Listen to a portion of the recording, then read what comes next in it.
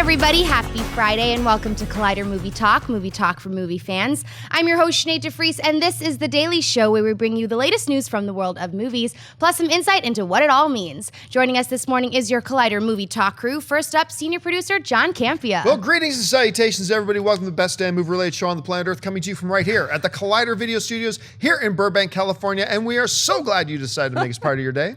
Also here, senior producer at HitFix, Miss Roth Cornett. Senior editor at HitFix. Oh my God, I'm sorry. Hey, Roth's here. And I'm so happy. I know, to be I here. said it like 10 times in my head too. I was like, senior editor, it's senior like, editor. Doesn't even matter at all. I'm so happy to Coffee be here. fetcher at HitFix, Miss Roth Cornett. Also here, writer at Screen Rant, Mr. David Griffin. Humbled to be here. I am not a senior of anything. I'm in the presence of royalty today, so I'm just happy to be here. Thanks for having me. Hey, you know what? D23 started today, so we got Schnepp off in Australia. Mark and Christian are already at D23. I'm going to be heading down there to join them this afternoon, and we're so thrilled to have Roth and David here join us. Thanks for taking the time to be here today, guys. Thank you. You're the senior of my heart, David. Thank you so much. I'll take it. That's something. All right, let's get going. As most of you know by now, the Lego movie directors Phil Lord and Chris Miller are preparing to direct a still untitled Star Wars anthology film about Han Solo. What we still don't know is what the film will be about or who will play the role made iconic by Harrison Ford. However, in a recent interview with Entertainment Weekly, Lucasfilm president Kathleen Kennedy gave us some insight into what we can expect the film to focus on and what age Han Solo will be in the new films. Kennedy said the following: "We don't want to spend time going back and answering a lot of questions that, quite frankly, I don't think people want answered. I think the key here is that we are identifying an event or events in Han Solo's life that gives you some idea of who he is and why he is the character we have all known to love. You can imagine, given who we've chosen to come in and direct, it should be very entertaining and funny. Han Solo is the character inside Star Wars that everybody knows has a wit and a sense of humor. So that's what this should be. He'll definitely be probably in the high teens, low 20s.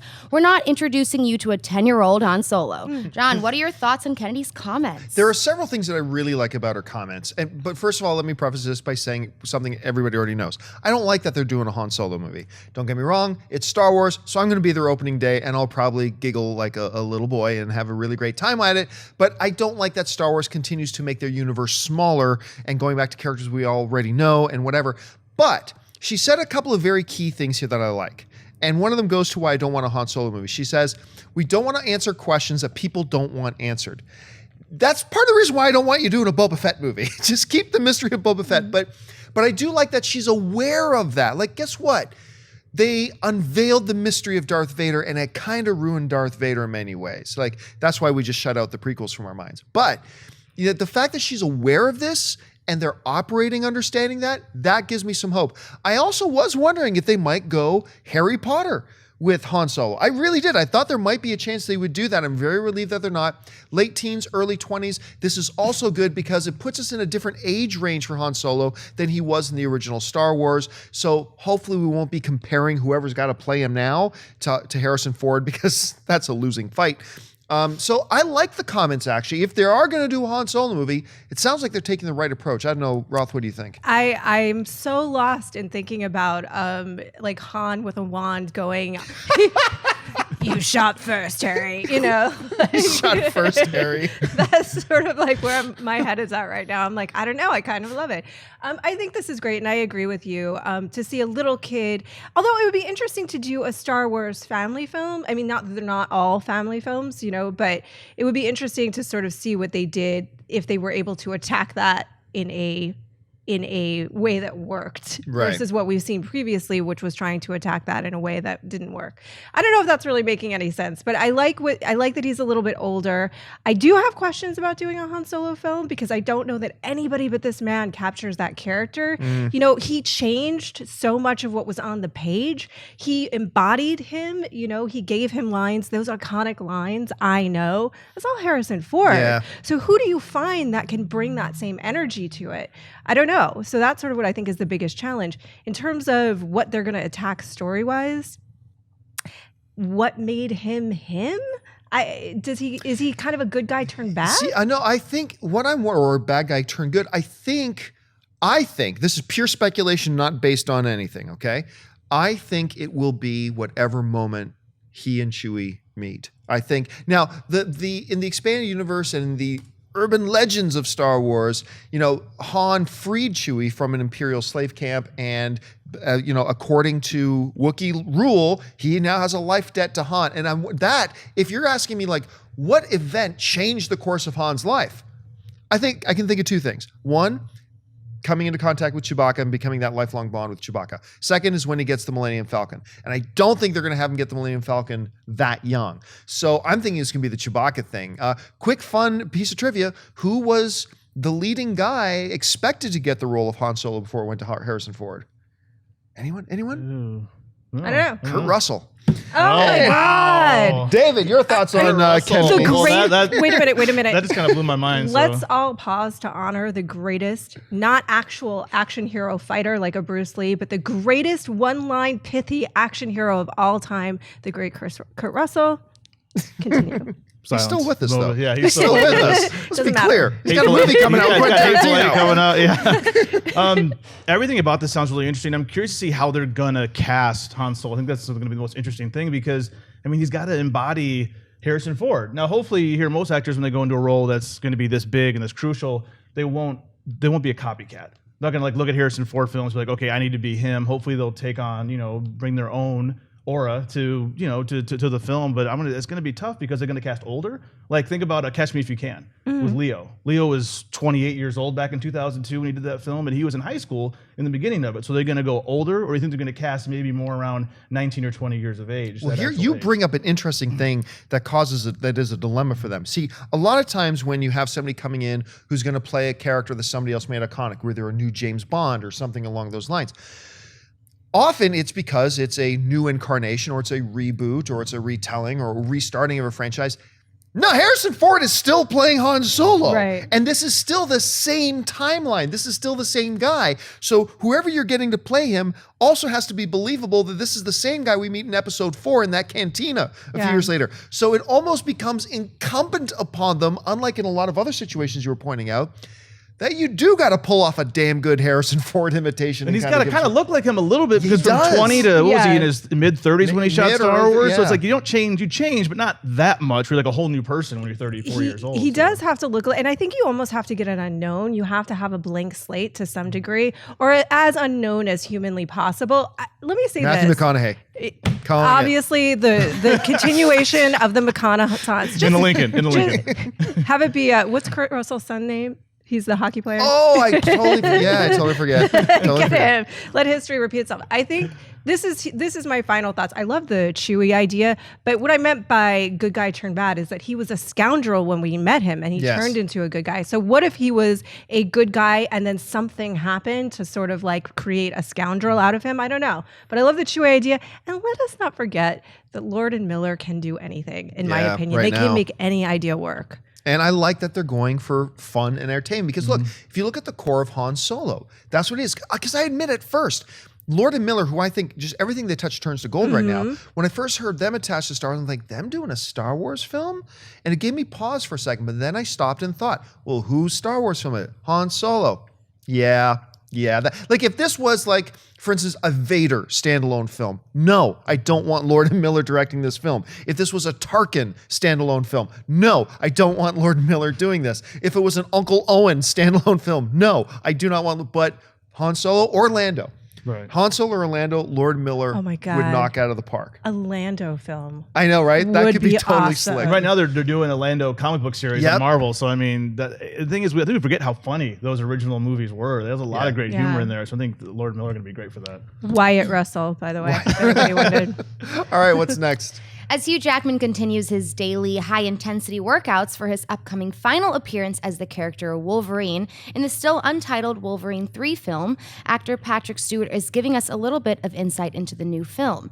In a recent interview with Collider's own Steve Weintraub, Stewart revealed that he is indeed appearing in the movie and it will be a significant role. Stewart said the following: "There is a project in development. I understand that Professor Xavier will be making more than an appearance, however, and that intrigues me. And the idea of an old Wolverine, I'm really looking forward to Hugh Jackman getting old. You know, damn him. He looks so great.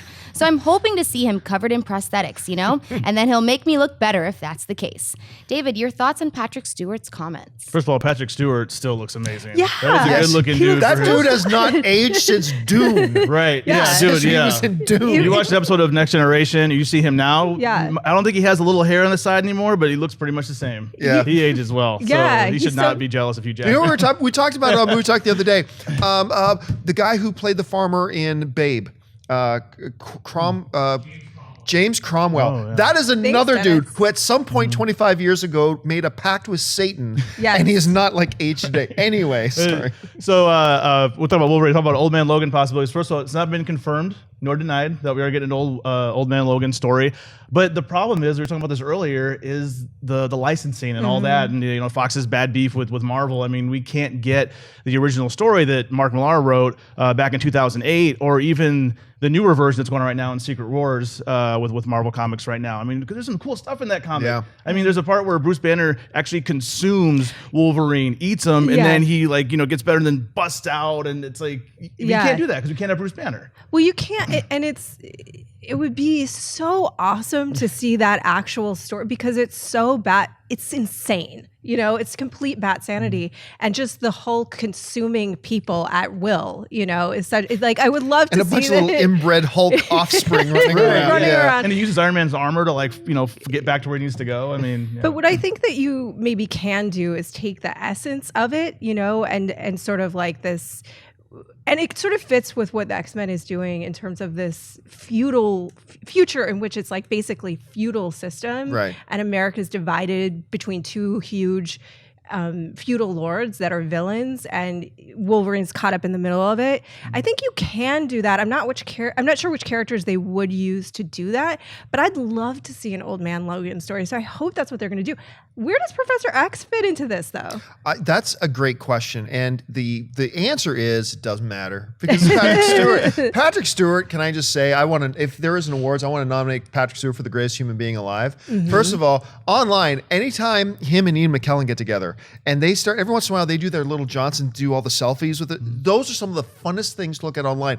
And if you have not seen this video that went up, I think about 2 years ago, I know I'm going off on a tangent, but that it was Patrick Stewart at some kind of convention, and he tells a story because of a question came from Did you see this? Where he tells a story about coming from a home where there was an abusive home, Yeah. and stuff like that. It is one of the most heartfelt, amazingly vulnerable things I've seen. This is just like one of the greatest human beings alive. He is so cool. Now, where does he fit into all this?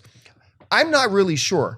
What is kind of cool, though, is this is where we're getting the Old Man Logan stuff. He's dropping these things. And a little bit further in the interview, he talked about how, look, one of the problems that Hugh is facing too is that Wolverine is supposed to age real slow. And just watch the first X-Men movie. Hugh Jackman is aging. It's somehow getting bigger and better looking with age, but whatever. And that's a problem for the story. So we got to do something a little bit different. I thought that was interesting. It does sound like they're going to go with Old Man Logan. It will be interesting to see if they confirm that or not. But let's not forget, aside from the fact that there are key characters in an Old Man Logan story, like Hulk, like Hawkeye. Hawkeye is a significant, Red a Skull. lot of different ones. Fox does have the rights to Doctor Doom. Let's give true. maybe they could still use I him. feel like that's almost, Third time's the charm? I feel like that's Third almost a time's the charm. dig, John. If we only had that little wah-wah sound effect to go right now. Can I nominate just randomly George Takei as the vice president of greatest person in the world? He's awfully funny. He's amazing. He's awfully funny. He's amazing. My other question, and I know we probably have to get off this topic, though, the thing that I'm curious about is how this fits into the greater X-Men universe and sort of what they're doing in terms of rebooting these timelines. I mean, we're going to see how that plays out in Apocalypse, but I'm like, well, because if Professor X is there and it's Patrick Stewart, is that a whole other timeline that we're talking about? Right, like an or are we- Elseworld sort. Because if Yeah. Old Man Logan exists in like a different, there's a 616 Marvel universe, Yeah. and Old Man Logan exists in a different one. So Right. are fans going to know that? I mean, they're going to announce How that. do at the you beginning of the explain that in a movie? Yeah. Well, I think what's important to understand is that at Fox, they have like a guiding principle for their X-Men canon. It's a 2-word principle. And that 2-word principle is continuity, schmontinuity. They don't care. If you watch any X-Men film, they absolutely don't care at all about continuity from one film to the next. They just seem to worry about, does this make us a good movie? So they'll set a Wolverine film. Let's say they do this. They set a Wolverine film a little bit in the future, and it's an older man logo. Somehow they figure out how Professor Xavier, maybe he's a head in a fishbowl. I don't know. He is Professor Xavier. He can do some weird things. So he's still around.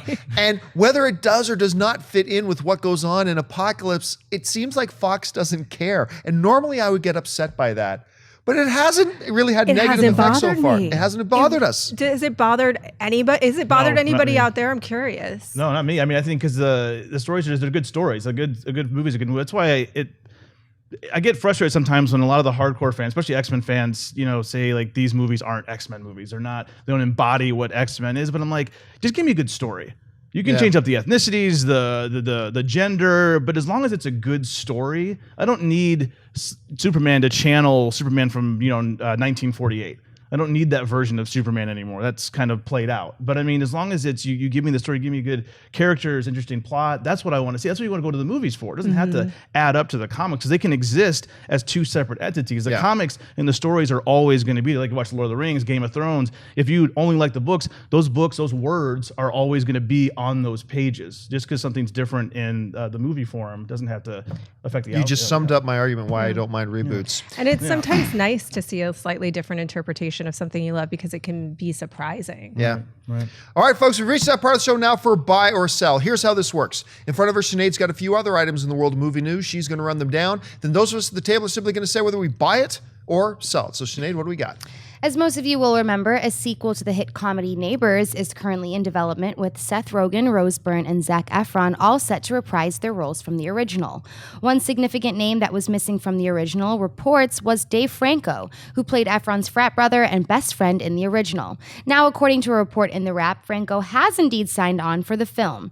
Roth, buy or sell Dave Franco returning for Neighbors 2? Oh, bye. Absolutely. He's hilarious in that movie. That movie was such a surprise. I to be honest with you, I had a question mark going in, but I love it. I think it's hilarious. I think Dave Franco, I think is an actor like his brother that is sort of easy for the public to hate on in some ways.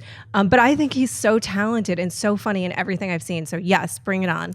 Yeah, I've got to buy this. Actually, it's funny because when we talked about Neighbors 2 moving ahead a couple of weeks ago, one of the things we all mentioned was, kind of noticeable by their absence in this is Dave Franco. And he's here, and I'm really glad. The chemistry between him and Zac Efron was actually really good in Neighbors. Neighbors was a complete surprise for me. I did not have much hope going into that film, and I laughed a lot in that film. I really enjoyed it. And now with Chloe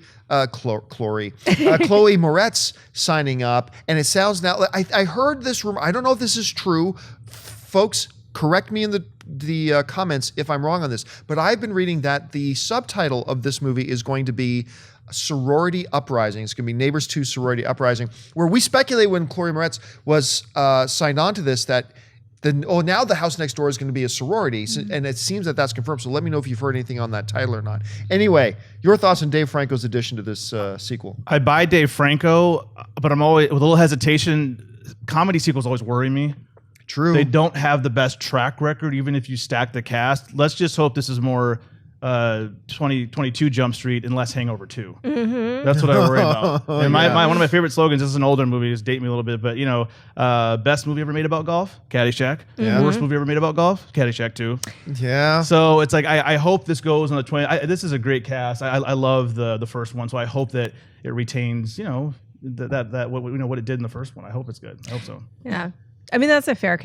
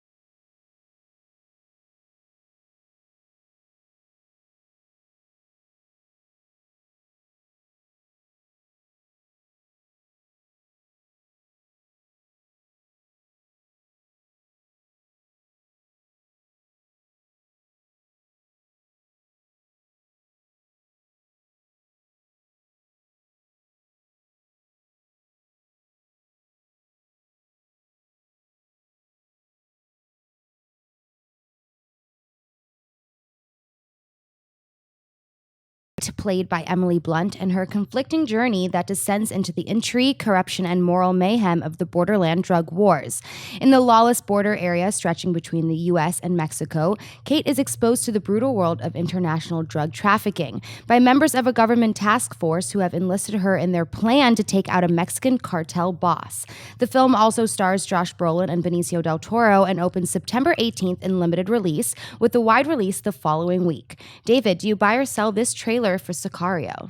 I definitely buy the Sicario trailer. I'd buy anything with Benicio del Toro. He's an odd guy, but he's odd in all the right ways. He is, in my opinion, I think like a true movie star. Maybe he's not the biggest name on the planet like Brad Pitt or Tom Cruise, but he embodies the strangeness and the weirdness and the talent to pull off anything that he's in. He looks like old Benicio. He's got lean, the bags under his eyes are less. They're still there, but maybe not as much as he normally has. He's just such a cool guy. And of course, Emily Blunt is fantastic in everything she does. She's just popping up in a lot. She's becoming almost like an Amy Adams in a way. They're both very different in their approach, but she's just popping up in everything. You're starting to see her more and more. So I'm excited for her, especially after Edge of Tomorrow or Live, Die, Repeat, whatever you want to call it. I think she's fantastic. So I definitely buy this trailer. I'm excited to see this. I think it's going to be good. And the writer, John, he only has 2 credits to his name, but he was in 21 episodes, I looked up, of Sons of Anarchy, which I know you and I, he played the sheriff for a couple seasons after that bald guy left. Yeah, he was in Sons of Anarchy. He doesn't have many writing credits. He has 1 other writing credit. That's hilarious. I got to look that up now. Yeah, that's hilarious. Well, I'm going to buy this too. I like this cut of this trailer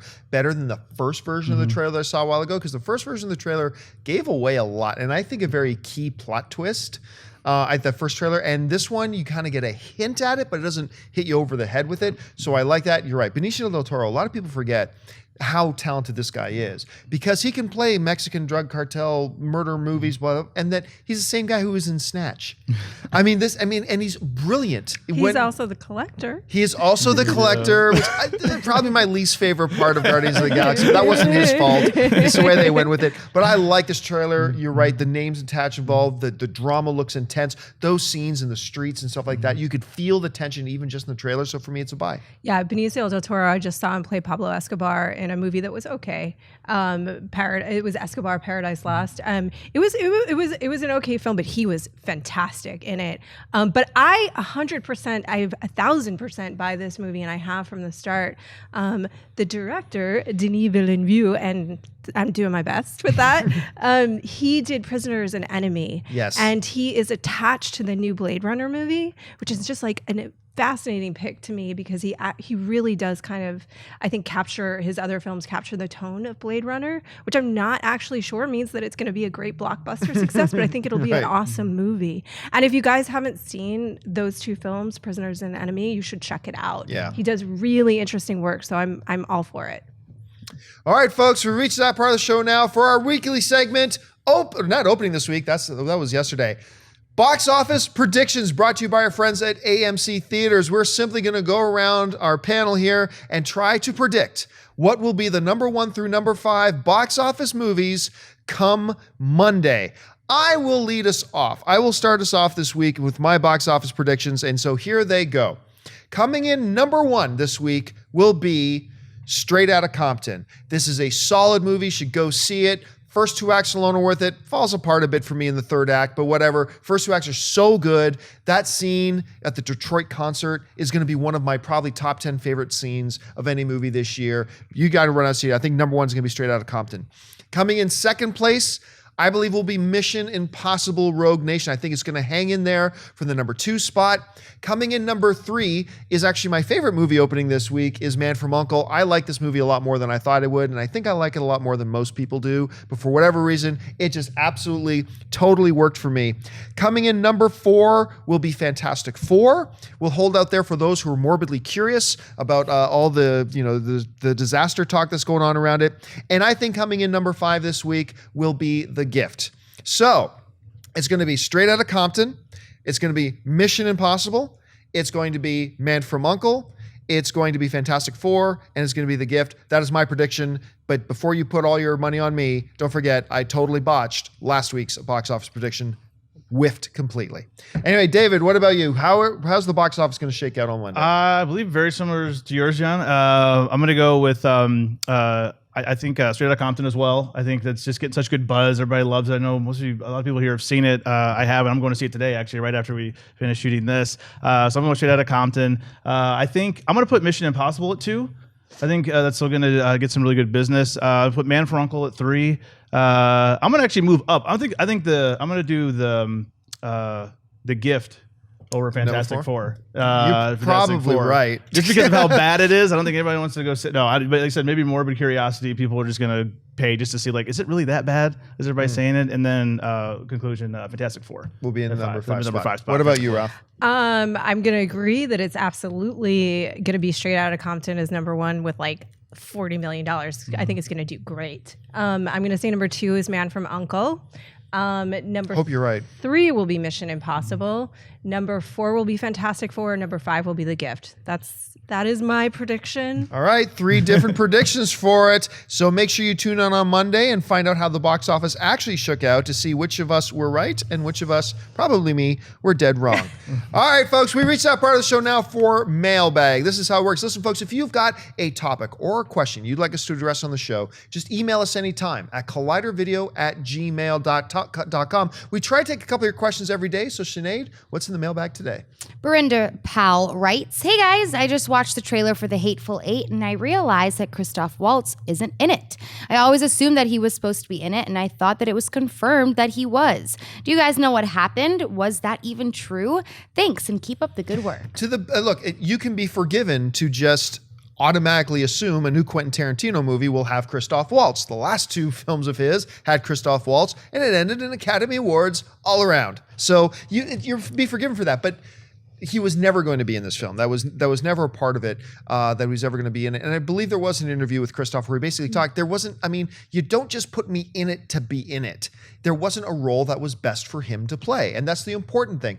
And I think that's something we lose sometimes as film fans. We just think, oh, that guy's a great actor, just put him in it. Well, is there a role that's right for him? That's the bigger question. And that's the type of question that a filmmaker like Quentin Tarantino asks.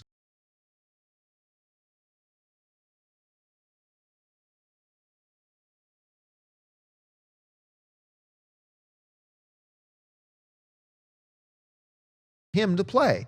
So no, he was never going to be a part of it to the best of my knowledge, and it's probably a good thing that he's not in it. That's not the only films he has to be in, although when he's not with Quentin Tarantino, he's doing like Green Hornet. But anyway. He's doing other things. He's doing things like Big Eyes, which I'm not saying is necessarily a great film. Oh, and he did Three Musketeers. He was Cardinal Vishnu in Three Musketeers.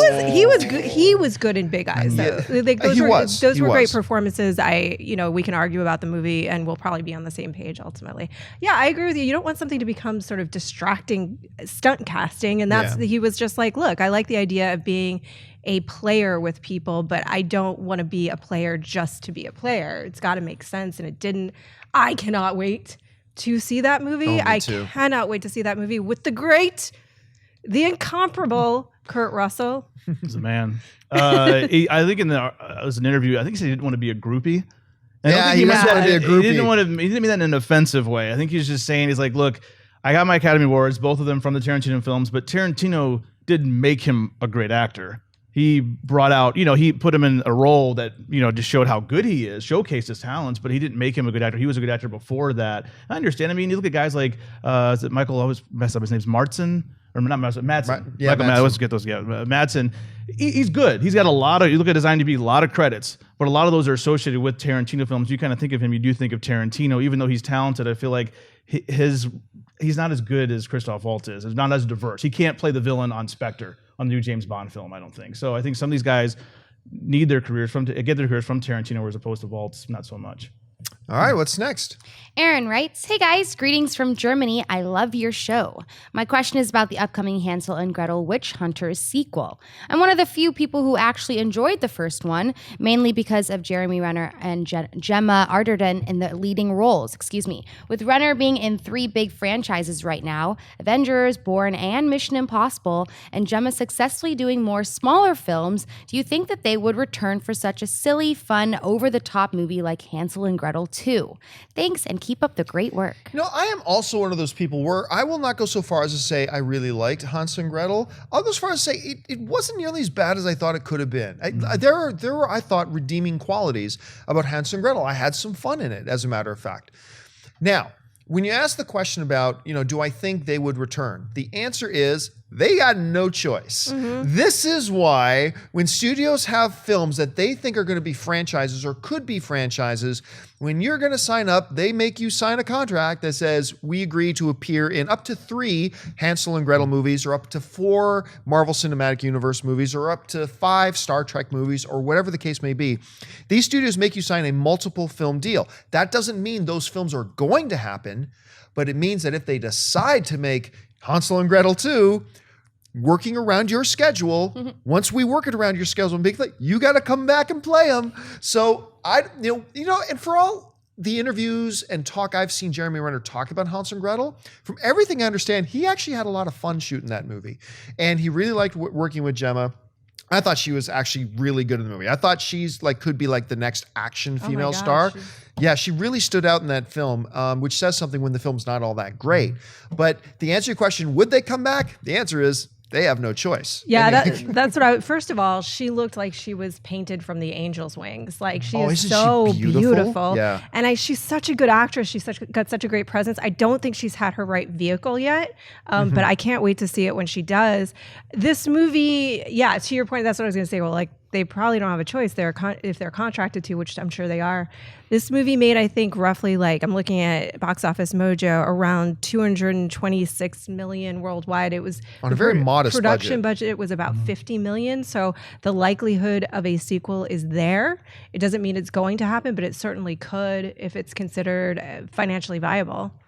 Plus, it's a good payday. I'm sure they get a decent check for it. I mean, it's only $50 million budget, like I said, but it is a business. They have to make money. It's not going to challenge Renner, I'm sure, as an actor as much as some other roles he's done. But it's still it's a good business. It's good money if it's doing well, especially internationally. Get your international name out there like a Tom Cruise, and you can act for a long time. Because some people that you would think their movies don't do well in the States, but they make bank overseas. And if like you said, it did so well internationally, that's good for these two. Speaking of ageless, that man, Tom Cruise, is 53 years old. Great. Oh, I know. I just want to say that. He looks amazing. He is 53 years old. He still looks like he's sliding around the floor in his underwear, and that happens. I'm sure he is sliding around the floor in his underwear. It does make sense because not only did it make decent worldwide money on a very modest budget, but I think it makes sense that they are moving forward with this because right now Jeremy Renner is a much bigger star right now than he was when they made the first one. I mean, so you look at, we made financial money on the first one. This is a good genre now that people like going out to see,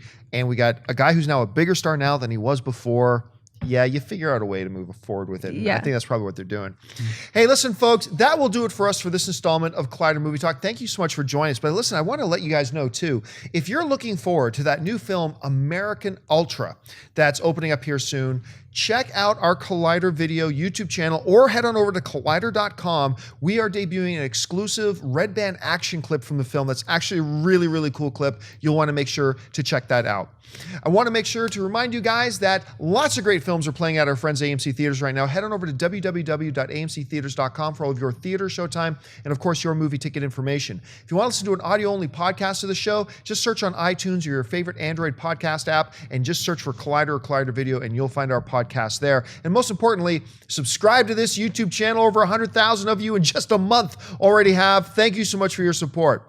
I want to thank the people sitting at the table with me. First of all, sitting on my left, senior editor over at HitFix, Miss Roth Cornett. Roth, where can people find you online? You can find me at hitfix.com and at Roth Cornett on Twitter. And thank you guys so much. This was so much fun. I haven't seen you in so long. I used to work for this guy. You hang out with my wife more than you hang out with me. I adore your wife. I know. Everybody does. I nominated her for greatest woman alive. She's pretty awesome. And sitting over here, of course, Mr. David Griffin. David, where can people find you? You can find me on screenrant.com, on my writings. I also do some videos on Think Hero Pro on YouTube. And you also probably hang out with my wife a lot more. I do. I'm on the Arrow After Show. I actually took John's spot there. So, I mean, again, I'm just happy to be here. Thanks. And, of course, our lovely host today, Miss Sinead DeFries. Sinead, where can people find you online? Well, I'm stuck with this Campia most of the time. But I am on Instagram, Twitter, everything else, at Sinead DeFries and at thatsosinead.com. And, of course, you can find me on the various social media networks on Facebook and on Twitter, just at John Campia.